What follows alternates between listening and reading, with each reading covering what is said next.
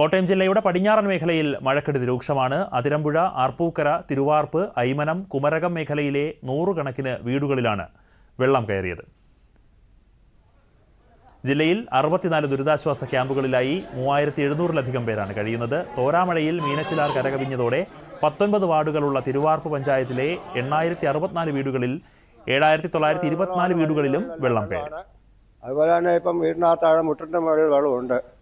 ഇപ്പം ഈ കഴിഞ്ഞ പ്രളയത്തെ കഴിഞ്ഞ കൂടുതലാണ് ഇപ്രാവശ്യം. പാലട്ടിലാണ് മറ്റേ ഇന്നലെ പ്രളയം വന്നപ്പോൾ അത്ര അതിനേക്കാളും കൂടുതലാണ് ഇപ്രാവശ്യം വെള്ളം. കട്ടിലൊക്കെയാണ് നനയാറായി കിടക്കുന്നു. അപ്പോൾ മറ്റുള്ള താമരകളെല്ലാം പിന്നെ എടുത്ത് പൊക്കി വെച്ചിരിക്കുന്ന കാരണം അത് ഇങ്ങനെ നനയാ വെച്ചിരിക്കുകയാണ്. പിന്നെ ആ വഴിയാണെങ്കിൽ വഴിയിൽ വെള്ളം ഇതുപോലെ തന്നെ വഴിയും ടാറിയിരിക്കുന്ന വെള്ളം പിന്നെ അതിൽ മുഴുവൻ വെള്ളമാണ്. അതുകൊണ്ട് 19 മീറ്ററോളം നടന്നു വേണം ഞങ്ങൾ വഴിയിൽ നിന്ന് റോഡിലോട്ടൊന്ന് വരണം എന്നുണ്ടെങ്കിൽ. അതുപോലെയാണ് അവിടുത്തെ